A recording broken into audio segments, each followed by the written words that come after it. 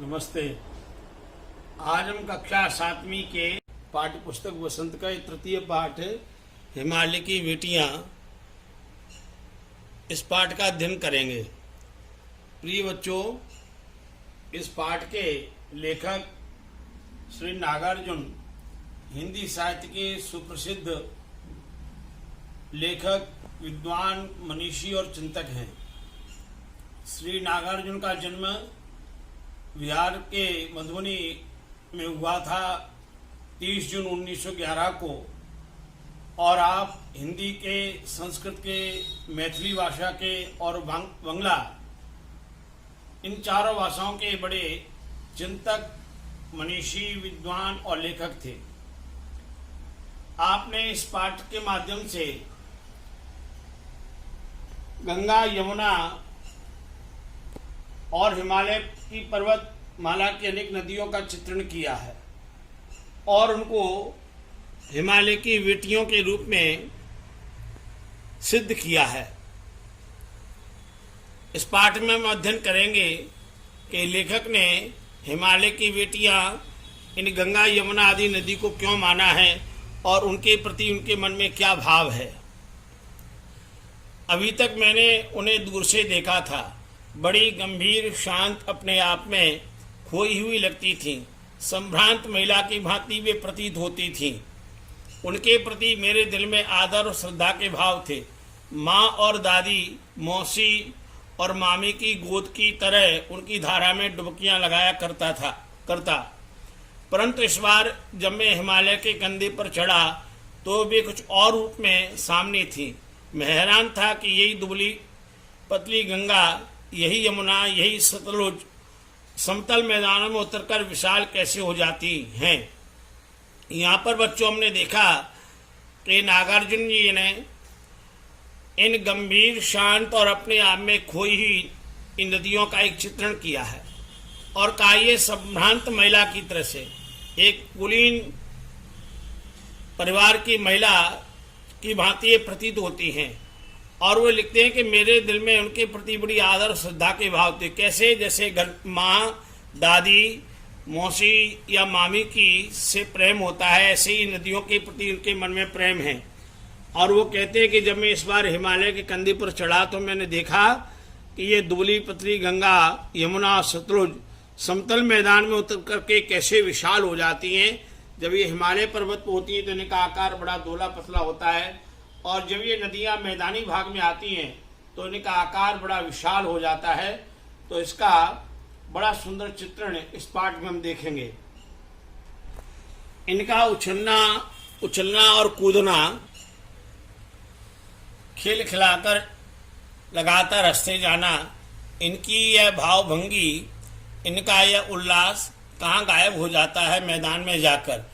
किसी लड़की को जब मैं देखता हूँ तो किसी कली पर जब मेरा ध्यान अटक जाता है तब भी इतना कौतूहल और विस्मय नहीं होता जितना कि इन बेटियों की बाल लीला देखकर। कहाँ ये भागी जा रही हैं? वह कौन लक्ष्य है जिसने इन्हें बेचैन कर रखा है? अपने महान पिता का विराट प्रेम पाकर भी अगर इनका हृदय अतृप्त ही है तो वह कौन होगा जो इनकी प्यास मिटा सकेगा? बर्फ, जली नंगी पहाड़ियाँ, छोटे छोटे पौधों से भरी घाटियाँ, बंधुर आदित्यकाएँ, सरसर जो उपत्यकाएँ, ऐसा है इनका लीला निकेतन। खेलते खेलते जब ये जरा दूर निकल जाती हैं तो देवदार, चीड़, सरों, चिनार, सफेदा, केल के जंगलों में पहुंचकर शायद इन्हें बीती बातें याद करने का मौका मिल जाता होगा। कौन जाने बुढ़ा हिमालय अपनी इस नटखट बेटियों के लिए कितना सिर धुनता होगा। बड़ी बड़ी चोटियों से जाकर पूछिए तो उत्तर में विराट मौन के सिवाय उनके पास और रखा ही क्या है। अभी बच्चों इस भाग में हमने पढ़ा, लेखक नागार्जुन जी बता रहे हैं कि ये नदियों की बाल लीला कैसी है, और उस बाल लीला का बड़ा सुंदर चित्रण है लेखक यहाँ कर रहे हैं कि ये नदियाँ खिलखिला करके कैसे हंसती हैं, उनकी भाव भंगिमा कैसी है, उनका उल्लास कहाँ गायब हो जाता है मैदान में जाकर। और वो लेखक ने ये कहा कि जब वो किसी लड़की या किसी फूल की कली में जैसे ध्यान रख जाता है, उससे भी ज्यादा कौतूहल, आश्चर्य और विस्मय उनको होता है गंगा यमुना सतलुज आदि जो पहाड़ की नदियां हैं उनकी बाल लीला को देख करके। और ये कहते हैं कि जब ये हिमालय पर्वत पर रहती हैं तो इनके अपना महान पिता से, जो हिमालय के पिता हैं, इनका चित्रण लेखक ने किया, उनसे विराट प्रेम पाकर भी इनका हृदय अतृप्त रहता है, ये तृप्त नहीं होती। कौन होगा जो इनकी प्यास मिटाएगा।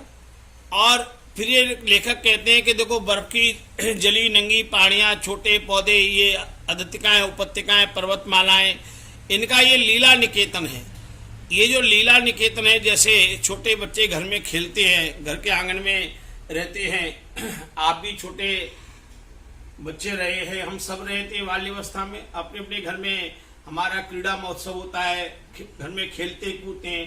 तो इन नदियों का भी क्रीड़ा का आंगन हिमालय पर्वत की माला है, और उसको इन्होंने, लेखक ने यहाँ लीला निकेतन कहा है। निकेतन का अर्थ है घर, ये इनका लीला का घर है। और जब खेलते खेलते दूर निकल जाती हैं तो ये फिर लेखक ने चित्रण किया कि वहाँ की पर्वतमाला के नीचे का जो भाग है, वहाँ देवदार, चीड़, सरो, चिनार, सफेदा, केल, ये जंगलों में शायद इन्हें बीती बातें याद करने का मौका मिल जाता होगा। और फिर लेखक ने यहाँ किया ये बुढ़ा हिमालय अपनी नटखट बेटियों के लिए। हिमालय पर्वत को लेखक ने यहाँ एक वृद्ध व्यक्ति की संज्ञा दी है, और वो पिता ऐसे हैं जो वृद्ध हो गए हैं, और इनकी जो बेटियां नदियां ये बड़ी नटखट हैं। और बड़ी चोटियों से जाकर पूछे कि उत्तर के विराट कौन सा सिवाय उनके पास रखा ही क्या है। तो ये यहाँ लेखक ने बड़ा सुंदर चित्रण किया है कि मौन रह करके ये कैसे नटखट नदियां वहाँ हिमालय के आंगन में खेलती हैं और कार्य करती हैं। आगे हम देखेंगे सिंधु और ब्रह्मपुत्र, ऐसे ये दो ऐसे नाम हैं जिनके सुनते ही रावी, सतलुज, व्यास, चनाब, झेलम, कावल, कोभा, कपिशा, गंगा, यमुना, सरयू, गंडक, कोसी आदि हिमालय की छोटी बड़ी सभी बेटियां आंखों के सामने नाचने लगती हैं। वास्तव में सिंधु और ब्रह्मपुत्र स्वयं कुछ नहीं है। दयालु हिमालय के पिघले हुए दिल की एक एक बूंद न जाने कब से इकट्ठा होकर इन दो महानदों के रूप में समुद्र की ओर प्रभावित हो रही है। कितना सौभाग्यशाली है वह समुद्र जिसे पर्वतराज हिमालय की इन दो बेटियों का हाथ पकड़ने का श्रेय मिला। प्रिय बच्चों, यहाँ लेखक नागार्जुन ने इन सब नदियों का वर्णन किया है। सिंधु और ब्रह्मपुत्र ये दो ऐसे नाम हैं जिनके नाम सुनते ही रावी है, सतलुज है, व्यास है, चनाब है, झेलम है, काबुल है, कुंभा, कपसा, गंगा, सरयू, गंडक, कोसी आदि ये हिमालय की छोटी बड़ी सभी बेटियां हैं। और इनके सामने एक दृश्य आ जाता है। ये सिंधु और ब्रह्मपुत्र स्वयं कुछ नहीं है, दयालु पिता के पिघले हुए दिल की एक एक बूंद। इस पंक्ति में कितना कवि ने प्रेम प्रकट किया है कि इनके जो दयालु पिता हैं, जैसे घर में एक पिता दयालु होता है, अपनी संतान के प्रति दया भाव रखता है, ऐसे हिमालय पर्वत इनका पिता है, वो दयालु है। और वो नदियां क्या, उनका जो बर्फ की पर्वतमाला है उसके पिघले हुए दिल की एक एक बूंद न जाने कब से इकट्ठा होकर के महानदों के रूप में समुद्र की ओर प्रवाहित हो रही हैं। अब जैसे हिमालय बर्फ का पर्वत है, और बर्फ जब पिघलती है तो उसका बर्फ का पिघलना ही नदियां का निर्माण है। और नदियां बन रही है तो हिमालय का प्रेम है।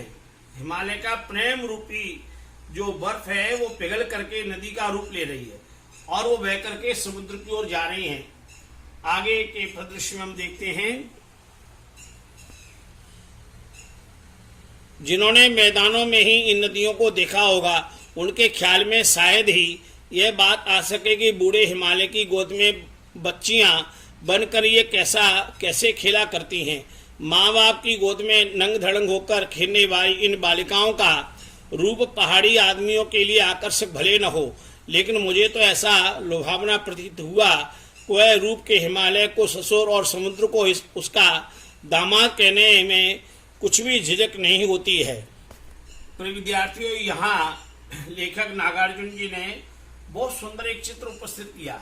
जैसे घर में बालिका है, बाल्यावस्था में, शैशव अवस्था में अपने घर में रहती है, माता पिता के परिवार के प्यार को प्राप्त करती है। ऐसी ये समस्त नदियाँ हिमालय रूपी पिता की छोटी बेटी हैं और छोटी बेटी के रूप में उनका प्यार प्राप्त करती हैं। और जैसे घर में बेटी बड़ी हो जाती है, उसका विवाह हो जाता है, दामाद होता है, तो लेखक ने यहाँ समुद्र को नदियों का दामाद कहा है कि वे नदियाँ अपने पति समुद्र से मिलने तक के लिए यात्रा करती हैं। इसलिए लेखक ने यहाँ उनको कहा कि हिमालय को ससुर और समुद्र को उसका दामाद कहने में कुछ भी झिझक नहीं होती है। ये लेखक ने यहाँ सुंदर चित्रण किया है। कालिदास के विरही यक्ष ने अपने मेघदूत से कहा था, वेत्रवती वेतवा नदी को प्रेम का प्रतिदान देते जाना, तुम्हारी वह प्रेयसी तुम्हें पाकर अवश्य प्रसन्न होगी।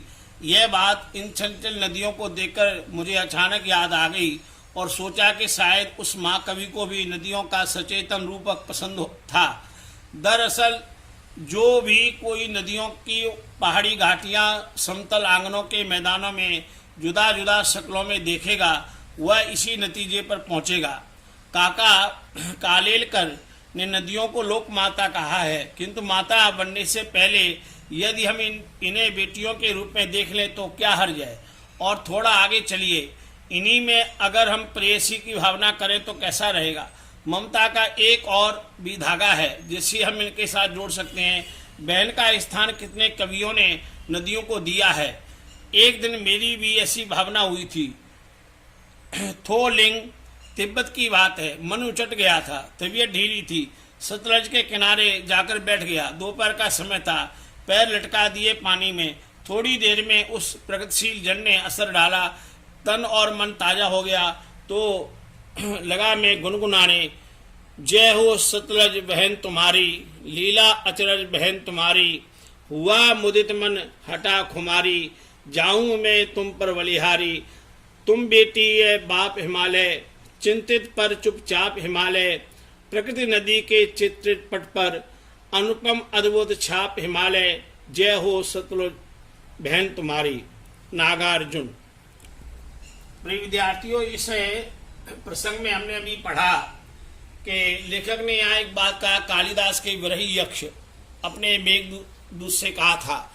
वास्तव में संस्कृत साहित्य के बड़े आधुनिक सुप्रसिद्ध कवि कालिदास ने प्रिय बच्चों गीत काव्य, खंड काव्य लिखा है मेघदूत। मेघदूत का एक पात्र है यक्ष और वह अपनी प्रेयसी के लिए संदेश भेजता है।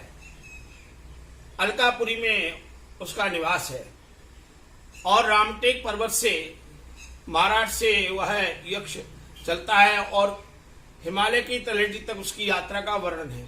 इस पूरे प्रकरण में जितनी भारत की भिन्न भिन्न नदियां हैं, उन नदियों का बड़ा सुंदर चित्रण कालिदास ने किया है। उसी को यहाँ कहा कि वेतवा नदी का प्रेम का प्रतिदान देते जाना। ये नदियों के प्रति भारतीय साहित्य में बड़ा प्रेम का भाव है। गंगा च यमुना चैव गोदावरी सरस्वती, नर्मदे सिंधु कावेरी जलेस्मिन सन्निधम कुरु।